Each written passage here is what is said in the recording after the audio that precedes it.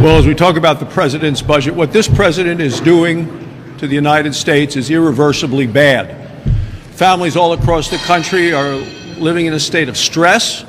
That's because our nation's economy is in distress. 3 out of 4 Americans say that the economy is bad. And under Joe Biden, people are faced with basically the highest cost and expenses of living that they've ever faced before. And when it comes to interest rates have risen faster in the last year or so than they have in 2 generations. And the Biden budget's goal is more of the same: taxing, spending, borrowing. Last week it was confirmed that under Joe Biden's presidency, prices for the American families that they're paying for things is up 15% compared to the day that he took office. So what we're seeing are families' paychecks are being wiped out today. We're seeing that their retirement savings are being wiped out for the future. So we have members of the cabinet coming to Capitol Hill, coming to Congress this week, trying to defend Joe Biden's bloated budget. We have the Secretary of Health and Human Services this morning in Finance. We have the Secretary of State this afternoon in the Foreign Relations Committee. They are both executing a program for an administration that is radical and reckless. Last week, the Secretary of Treasury, Janet Yellen, was here, and she testified, wrongly so, misleadingly so, saying that the president was doing all that he could. Clearly, that's not the case. He's not doing all that he could to deal with the pain and the problems and the heartache that are facing American families. But yet the Democrats once again are doubling down with taxes and spending, and Joe Biden and the Democrats are completely out of touch with the American people in terms of their hopes, their dreams, and the pain that they're suffering under Joe Biden's economy. Good morning, friends. Happy Easter to all of you. I have important news for many Americans. Extra relief is expected to go out from April through June, but not everyone will be receiving the same amount in relief. 24 Republican lawmakers are requesting changes to be made to monthly benefits. This could lead to stricter eligibility requirements and smaller payments. My dearest friends, please make sure that you watch until the end of this video. Also, next Friday, I'll be announcing more winners for the Walmart gift card giveaway. If you'd like to enter these weekly giveaway, all you have to do, friends, is subscribe to my channel, click and like several of my videos, and then comment below the keyword of each video that you watch. The more videos that you comment on, the greater your chances, dear friends, of winning the giveaways. Now, friends, there is good news for those struggling to afford their groceries while on SNAP benefits. Massachusetts Governor Maura Healey and her administration approved supplemental funds. Officials have confirmed that these extra benefits are on the way to Massachusetts residents. Thousands of Massachusetts households have already received their first state-funded extra SNAP benefits. These payments come after Governor Maura Healey signed a supplemental budget of $130 million a few weeks ago. The goal is to help offset the ending of extra SNAP benefits that people received because of the crisis. Those emergency allotments ended in February, with people having received their last checks in March.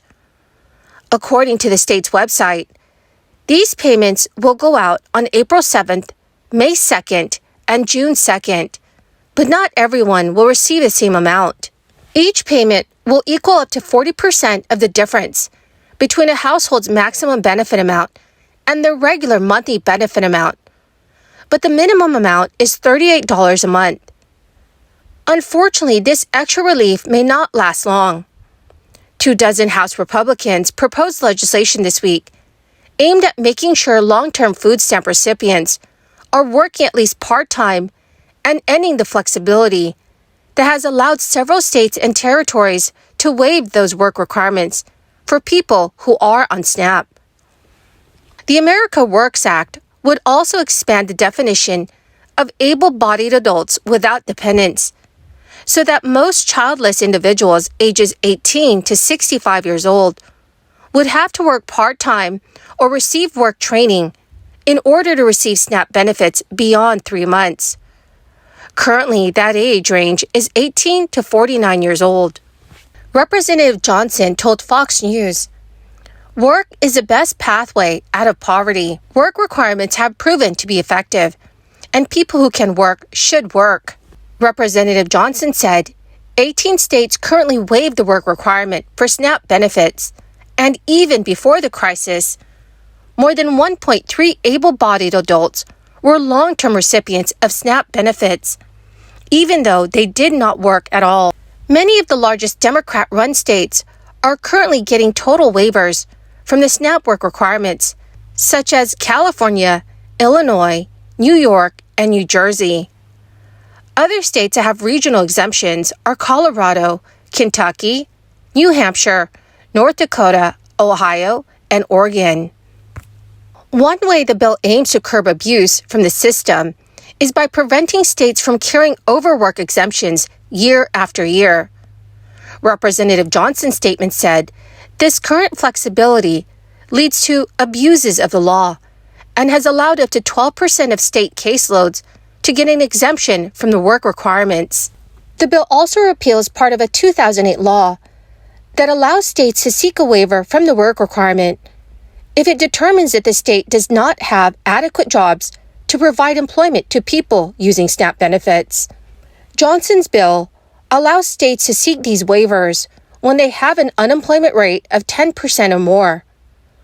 Under Representative Johnson's bill, all able-bodied adults will be required to work to receive SNAP benefits beyond 3 months, unless they are under the age of 18 and older than 65 years old, have a medical condition that prevents them from working, are a parent or guardian of a child under the age of 7, or is pregnant. So, dear friends, what are your thoughts about work requirements to receive SNAP benefits? Please let me know what your thoughts are in the comments section below. Congress did increase SNAP benefits at the beginning of the crisis. Many advocacy groups insist that Congress should never have let the emergency allotments expire.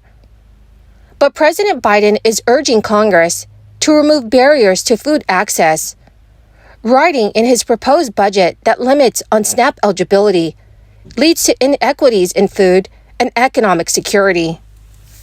House Democrats have also pushed for expanding the time limit on receiving the benefits.